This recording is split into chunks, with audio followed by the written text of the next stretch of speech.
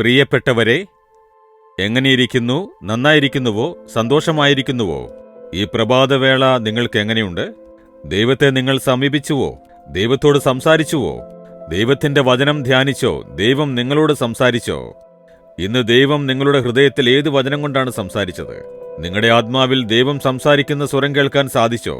ഇന്ന് നിങ്ങൾ ആർക്കു വേണ്ടിയാണ് പ്രാർത്ഥിച്ചത്? ചിന്തിച്ചു നോക്കൂ. ദൈവം അത് പ്രതീക്ഷിക്കുന്നുണ്ടല്ലോ. അപ്പോൾ രാവിലെ തോറും ദൈവത്തിന്റെ കൃപ പുതിയതായിരിക്കുന്നുവെന്ന് പറഞ്ഞാൽ, അത് രാവിലെ എന്നെ അന്വേഷിക്കുന്നവർ എന്നെ കാണും, ഞാൻ അവർക്ക് ദൃശ്യമാകുമെന്ന് പറഞ്ഞിട്ടുണ്ടല്ലേ? അപ്പോൾ അതിരാവിലെ ദൈവത്തെ അന്വേഷിക്കണ്ടേ? അത് നിർത്താൻ പാടില്ല. മനസ്സിലായോ? ചില സമയത്ത് ചില പരിതസ്ഥിതി കാരണം രാത്രി താമസിച്ചുറങ്ങാൻ കിടന്നിട്ടുണ്ടാവും. അതിരാവിലെ എഴുന്നേൽക്കാനാവാതെ പോയിരിക്കാം. എന്നാൽ അതൊരു ശീലമാക്കാതെ അതിരാവിലെ എഴുന്നേറ്റ് പ്രാർത്ഥിക്കേണ്ട ശീലം ഉണ്ടാക്കേണ്ടതാണ്. ശരി, ഇന്ന് ദൈവം നിങ്ങൾക്ക് തരുന്ന വചനം എന്താണ്? നിങ്ങൾ എന്താണ് കരുതുന്നത്? എല്ലാവരും എന്നെ മറന്നുപോയി, ഞാൻ സ്നേഹിച്ചവര് പോലും എന്നെ മറന്നിരിക്കുന്നു, ഞാൻ വാത്സല്യം കാണിച്ചവര് പോലും എന്നെ മറന്നിരിക്കുന്നു, സഹായിച്ചവര് പോലും സഹായിച്ചതെല്ലാം മറന്നുപോയി, ദൈവം പോലും എന്നെ മറന്നിരിക്കുന്നു എന്നൊരവസ്ഥയിലാണോ നിങ്ങളുള്ളത്? അതെ, ഞാൻ പ്രാർത്ഥിച്ചുകൊണ്ട് തന്നെയാണ് ഉള്ളത്. പക്ഷേ ദൈവം എന്നെ മറന്നു കളഞ്ഞു, എന്നെ തനിച്ചാക്കിയിരിക്കുന്നു എന്ന് ചിന്തിക്കുകയാണോ? അത് നിങ്ങളുടെ മിഥ്യയാണ്.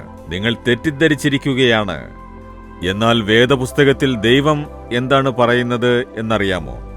യെശയ്യാവ് 44 അധ്യായം 21 വാക്യത്തിൽ, ഞാൻ നിന്നെ മറന്നു കളയുകയില്ല, എന്റെ മകനെ ഞാൻ നിന്നെ മറന്നു കളയുകയില്ല, എന്റെ മകളെ ഞാൻ നിന്നെ മറന്നു കളയുകയില്ല. എനിക്കെങ്ങനെ നിന്നെ മറക്കാനാവും?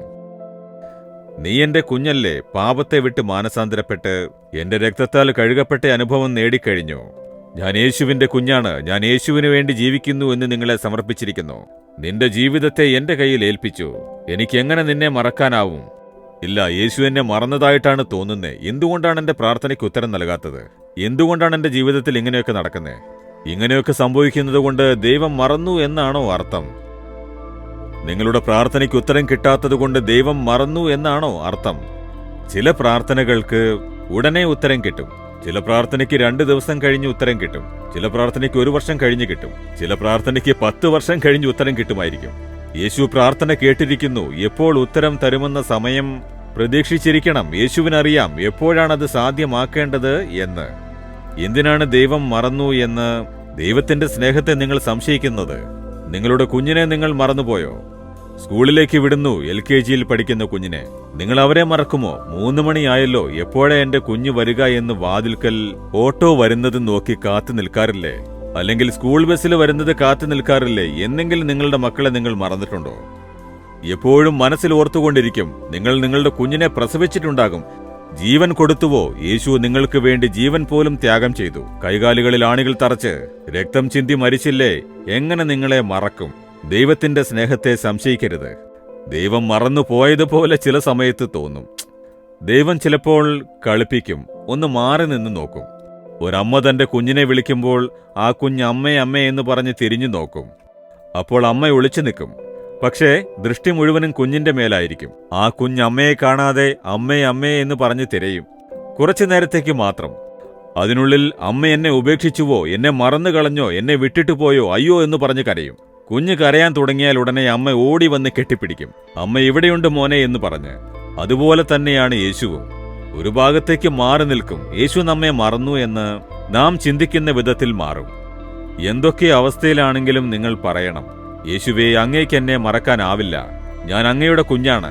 അങ്ങയുടെ രക്തത്താൽ എന്നെ കഴുകി വീണ്ടെടുത്തിരിക്കുന്നു. അങ്ങയുടെ പരിശുദ്ധാത്മാവിനാൽ മുദ്രയിട്ടിരിക്കുന്നു. എന്നെ എങ്ങനെ അങ്ങേക്ക് മറക്കാനാവും? അങ്ങേക്ക് എന്നെ മറക്കാനാവില്ല എന്ന് പറയൂ. ദൈവം സന്തോഷിക്കും.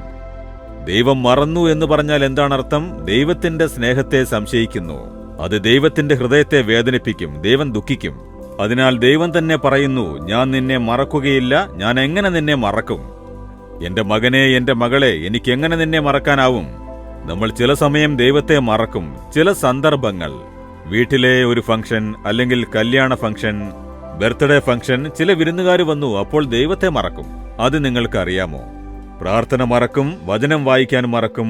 1-2 ദിവസം ചിലർ മറന്നുപോകും. ഇടയ്ക്കൊക്കെ ഒന്ന് പ്രാർത്ഥിക്കും, അതും മീറ്റിംഗിൽ, അത്ര തന്നെ. പക്ഷേ ദൈവത്തോടടുത്ത് സംസാരിക്കുന്നത് വിട്ടുകളയും. നമ്മൾ മറക്കും, പക്ഷേ ദൈവം ദൂരെ നിന്ന് നോക്കിക്കൊണ്ടിരിക്കും.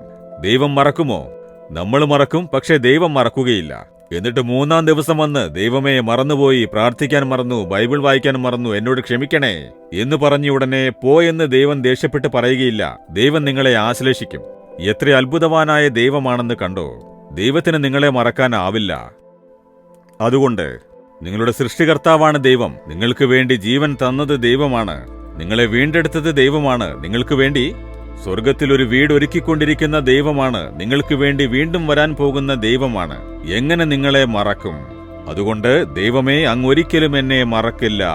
അങ്ങയെ ഞാൻ സംശയിച്ച പാപത്തെ എന്നോട് ക്ഷമിക്കണമേ. ആ സംശയത്തെ മറക്കണമേ. ഞാൻ അങ്ങയെ ദുഃഖിപ്പിച്ചു. ഇനി ഞാൻ ഒരിക്കലും അങ്ങനെ പറയുകയുമില്ല, ചിന്തിക്കുകയുമില്ല. എന്റെ യേശു എപ്പോഴും എന്നെ ഓർത്തുകൊണ്ടിരിക്കുന്നു. എന്നെ മറക്കുകയേയില്ല എന്ന് ഞാൻ എപ്പോഴും പറയും എന്ന് പറഞ്ഞാൽ ദൈവത്തിന്റെ ഹൃദയം സന്തോഷിക്കും. ദൈവത്തെ മറക്കാത്ത വിധം ഇന്ന് നിങ്ങൾക്കൊരത്ഭുതം ചെയ്യും. അത് നിങ്ങളുടെ ജീവിതത്തിൽ നടക്കും. ദൈവം മറന്നിട്ടില്ല എന്നതിന് ഇന്ന് തന്നെ ഒരു അത്ഭുതം ചെയ്ത് നിങ്ങളെ സന്തോഷിപ്പിക്കും. ദൈവത്തോട് പറയാമോ, ദൈവമേ, അങ്ങ് ഒരിക്കലും എന്നെ മറക്കില്ല. എന്റെ ബലഹീനത കൊണ്ട് പറഞ്ഞതാണ്, എന്റെ അവിശ്വാസമാണ്, എന്റെ കുറവാണ്. അങ്ങെന്നെ മറന്നു എന്ന പാപത്തെ എന്നോട് ക്ഷമിക്കണമേ. അങ്ങയെ ദുഃഖിപ്പിച്ചു. ഇനി ഒരിക്കലും അങ്ങനെ പറയുകയില്ല. അങ്ങേക്ക് എന്നെ മറക്കാനാവില്ല. ഞാൻ അങ്ങയുടെ മകളാണ്, അങ്ങയുടെ മകനാണ്. അങ്ങ് രക്തം ചിന്തി എന്നെ വീണ്ടെടുത്തിരിക്കുന്നു. അങ്ങ് എപ്പോഴും എന്റെ കൂടെയുണ്ട്. എന്നെ ഓർത്തുകൊണ്ടേയിരിക്കുന്നു. എന്നെ വിട്ടു പോവുകയില്ല. എന്നെ ഉപേക്ഷിക്കില്ല. ഞാൻ വിശ്വസിക്കുന്നു, ഞാൻ വിശ്വസിക്കുന്നു. യേശുവേ, അങ്ങേക്ക് സ്തോത്രം, സ്തോത്രം. ആമേൻ, ആമേൻ. Jesus readings Malayalam YouTube channel subscribe ചെയ്യുക. ബെൽ ഐക്കോൺ ക്ലിക്ക് ചെയ്യുക. ഞങ്ങളുടെ ദൈനംദിന പ്രോഗ്രാമുകളെക്കുറിച്ചുള്ള അപ്ഡേറ്റ് ലഭിക്കുവാൻ